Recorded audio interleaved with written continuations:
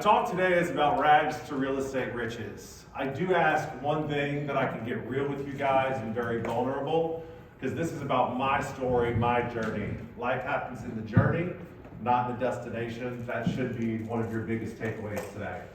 So, rags to real estate riches. What does being rich mean to you?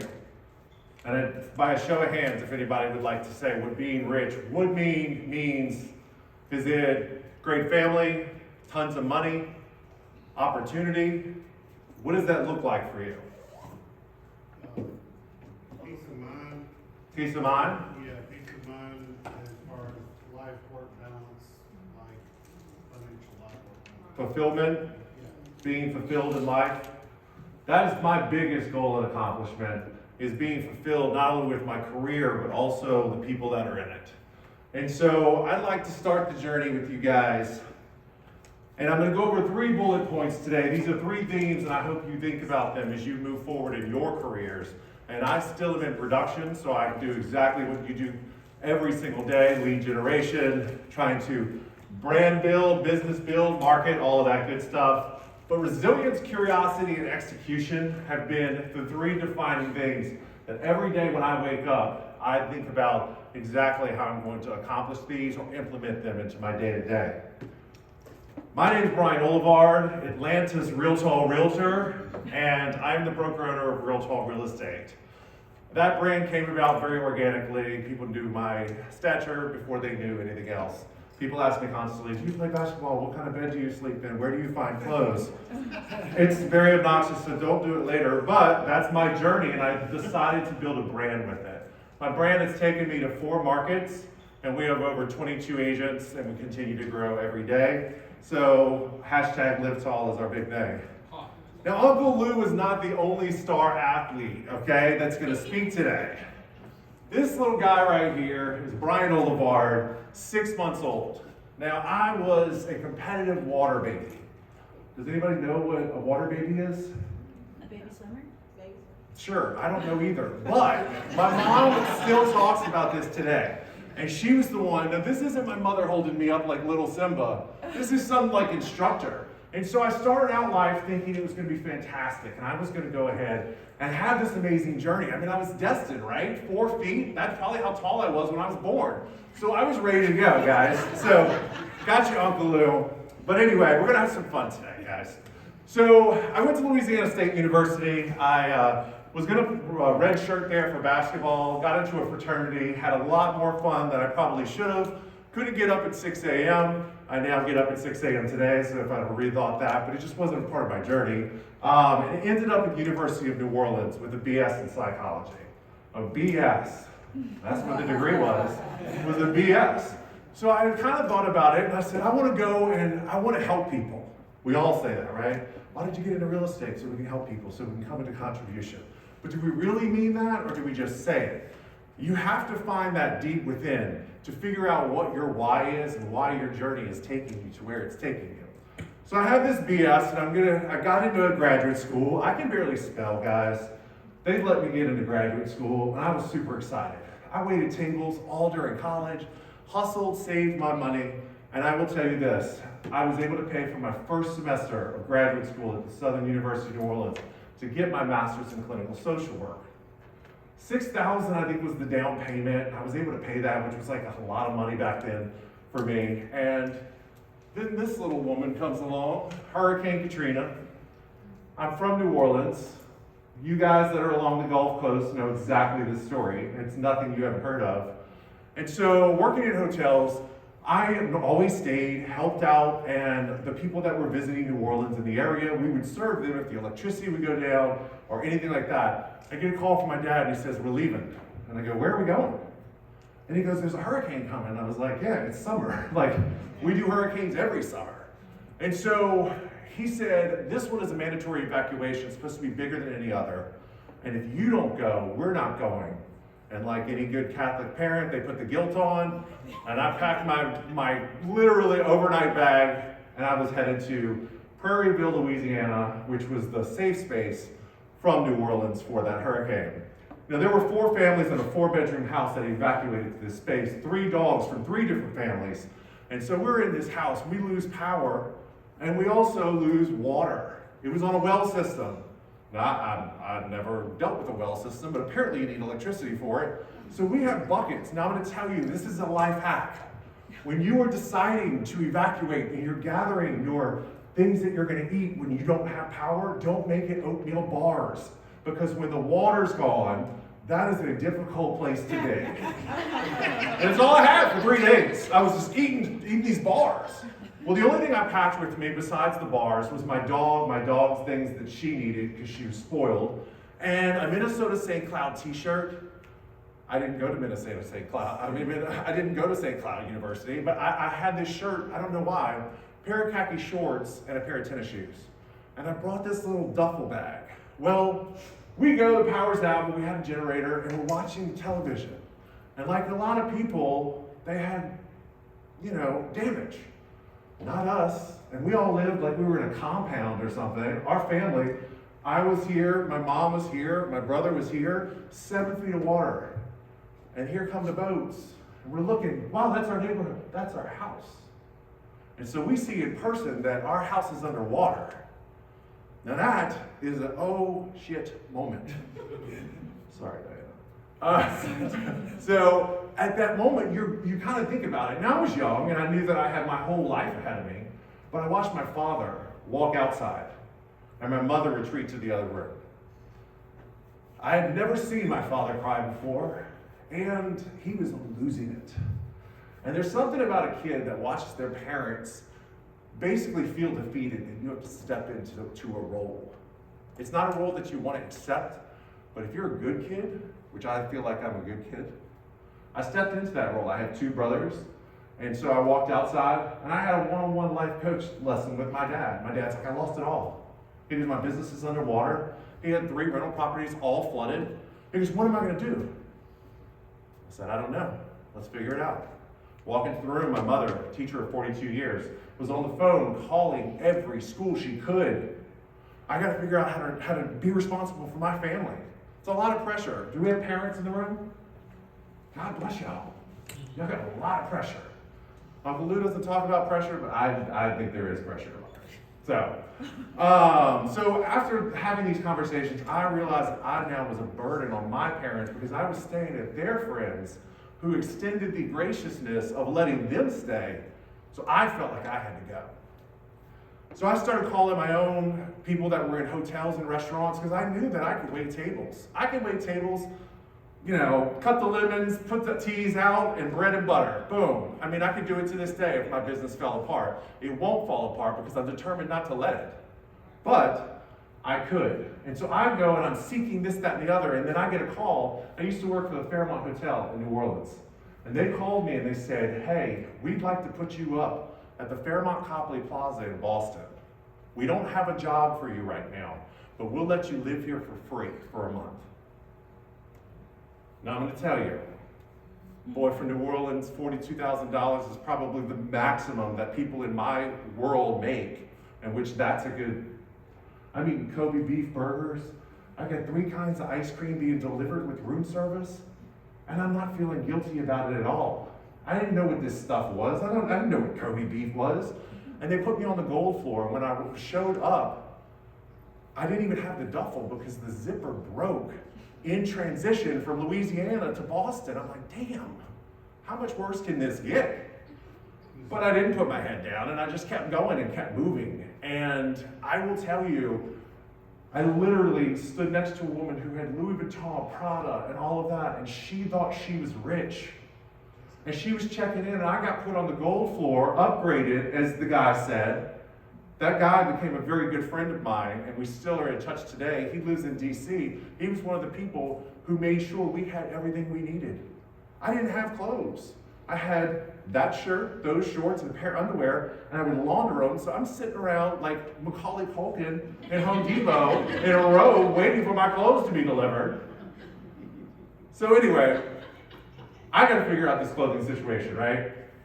So I go in. This is not a Target, Walmart body. You don't just get to walk in anywhere and go, yeah, I'll take it. That's great. And I was in Boston. I didn't think about this, but I wasn't thinking about much. I'm in New England, and winter is coming.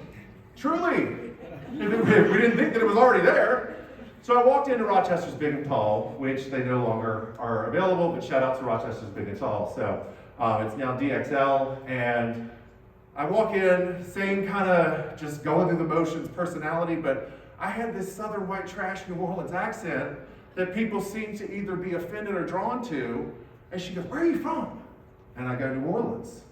And she goes, "Oh, that's cool." And then she comes back and she goes, "Do you live here?" And I go, "Yeah." And she goes, Did you just move? Were you one of the displaced?" Now I picked out a yellow and blue gingham paper thin shirt, long sleeve, because I needed an interview for a job. And I got these mom jeans off the sales rack. Now I don't have those, but I still have the shirt. And I got a white Miami Vice, like I was going out on a night in Nantucket, linen jacket for the winter. And I'm gonna tell you, I was like, this is what you do. You make it work, you make it happen. And I walked up to the sales girl and she goes, "Go get whatever you want, it's on us." And they paid for me to go get 4 days worth of outfits. Now that didn't keep me from staying in the robe and like hanging out like Macaulay Culkin, but I had 4 outfits and I would go to the Boston Library and get on their computers and apply for any and every job that I could find. And then I got a call. My mom's friends called and said, "Oh, our son's a GM at this hotel.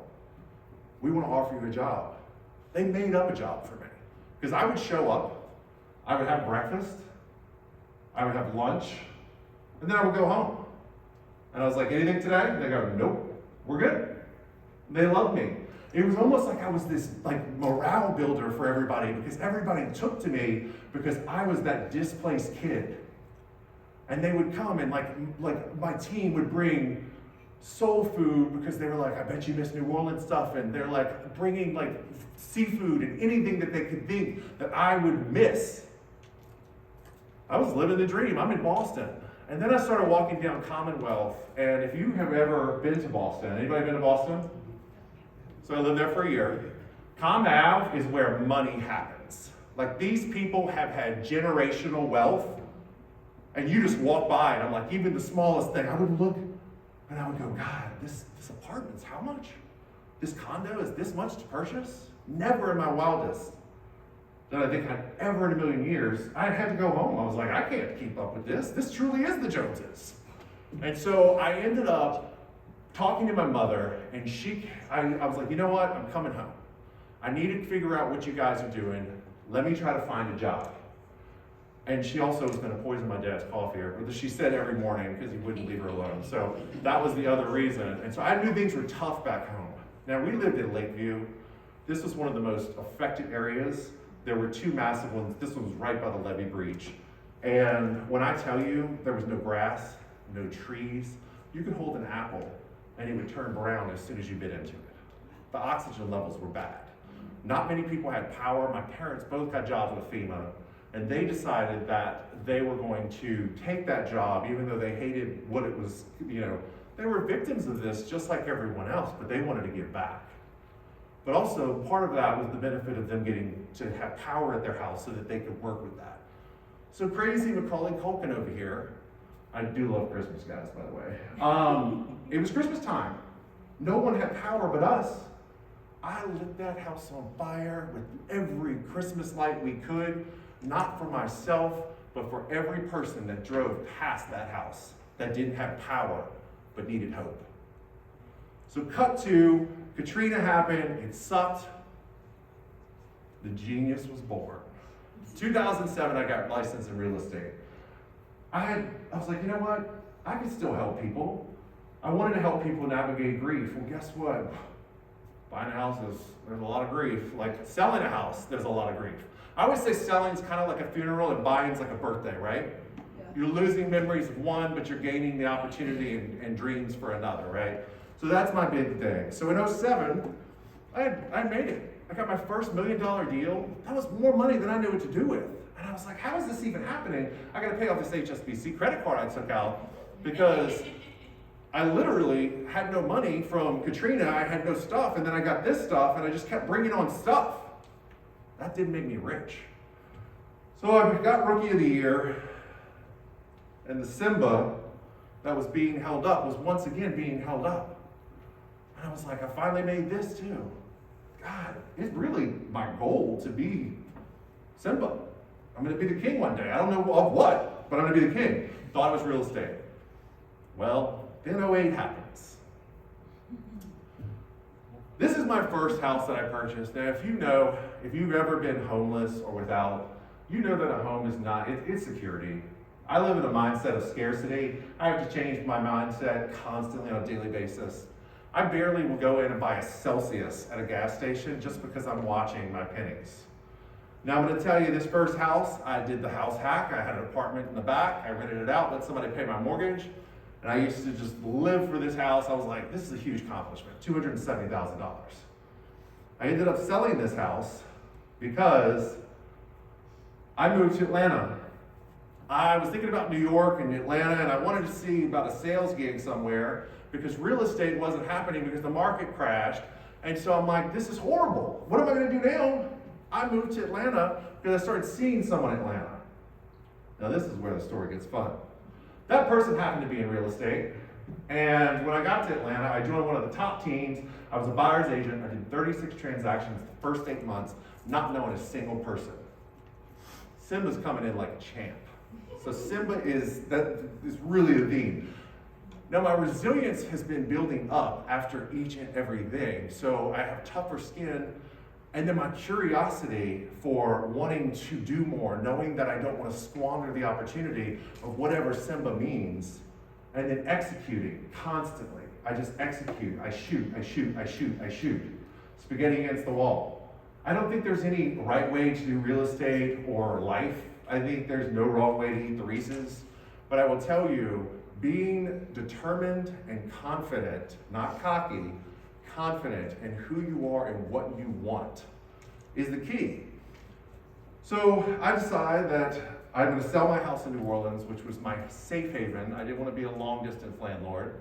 Sold that, made $100,000 on that, and turned that now into my next house that I bought with my ex.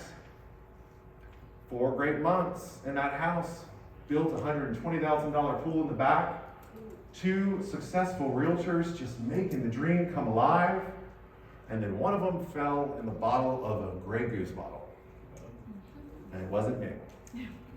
And so I'm sitting there navigating addiction, master's in clinical social work. I am being shown that no matter what, it wasn't the master's going to school to get. It was the actual passion that I have to help people walk a little bit stronger because I'm Simba. The other kids in that pool, they were great, just no Simba.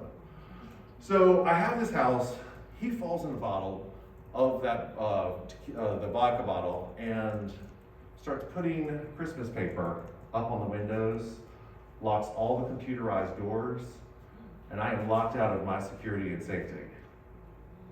I go, so this $2,700 mortgage, go get a $2,000 apartment 4 blocks away, and now I'm carrying both, trying to figure out how to dodge suicide calls, all of the other things that are happening, hit Al-Anon meetings in between buyer consults, and I'm trying to figure out how to make this work.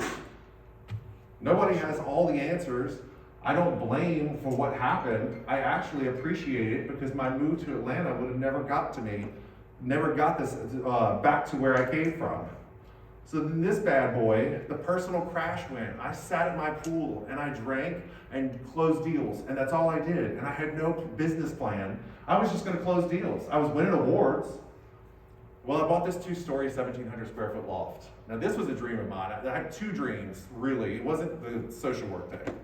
I wanted to carry a cell phone and a briefcase like Zach Morris on Saved by the Bell. That was one. And I wanted a loft like on Ghost, except without the ghost. So I bought this loft. It was in the heart of Atlanta, and everybody knew that I lived at that loft. And I was like, wow, I'm Simba. But no, that wasn't fulfilling me. So I said, I'm gonna start a team. Let me go ahead, enough with all the bad that's happened, I'm gonna start a team. Because what I now have the opportunity, because I had built the money side of it that I thought was gonna make me rich, wasn't doing that. And so I went and I started growing a team. I started building a culture. that team has continued on. And then I bought my 4th house. And then during the pandemic, right before, I bought 2 properties in Destin that I Airbnb. I make $125,000 a year just off of those 2 properties. And I said, wow, I'm an investor. I just bought my last 2 properties. One of them, I built a house in the mountains during the pandemic. And the other one, and we were having a conversation, and every time we talked about a house, it was this much money. It was a whisper. People treat money weird. People treat money weird. Guess what? Money makes things happen. This property here, I went back to Cape Cod, which was a goal and a dream of mine because I was homeless when I was in Boston, and I closed November 2nd on this $1.3 million condo on Cape Cod. Next year, I will do $270 just off of my Airbnbs. Who cares about that HSBC credit card anymore? But part of that is gaining that money. I'm involved in charity. Brown Middle School in Atlanta is a 70% impoverished school. We got DXL to donate 400 brand new coats, and we fundraised that for them. These kids didn't even have soles on their shoes. We continue to raise money for kids kicking cancer and all of these different things. And it's so much bigger than me having these houses. What I want to do is build enough homes in my short-term rental portfolio so that I can leave them behind and towards a trust for all of these impoverished kids that have one day lost their stuff. I don't have kids. I have 3 fur babies. I live an amazing life. I think Diana and I were talking about at dinner last night. Sometimes, God bless y'all. Y'all go through a lot. But I'm going to leave these houses, and I wake up every day, put my feet on the floor, and I'm thankful, and I never forget because I see that yellow and blue gingham shirt, and the person who is my biggest idol was my grandmother. She had nothing. She actually had money whenever they were growing up. They were a very well-to-do family in New Orleans, and she followed her dream, and they kicked her out of the trust. But she followed her dream. And so money is such a weird thing to talk about. And rags to riches is a weird thing to do. But if you continue to dream and hope, 4 years ago I was in New Orleans. I think that's the first impact I went to. And it literally, now I'm here speaking about this story with having the comfort of these properties keeping me afloat. So guys, don't ever think that you can't do this because shit happens. And that should have been the theme, but it's not. Your curiosity and your execution are what will take you to the next level. So, I don't know where you're at in your businesses, but you're not exactly as far as you need to be. Because there's so much you can give, not to yourself, but to everyone else. And that, ladies and gentlemen, is my story.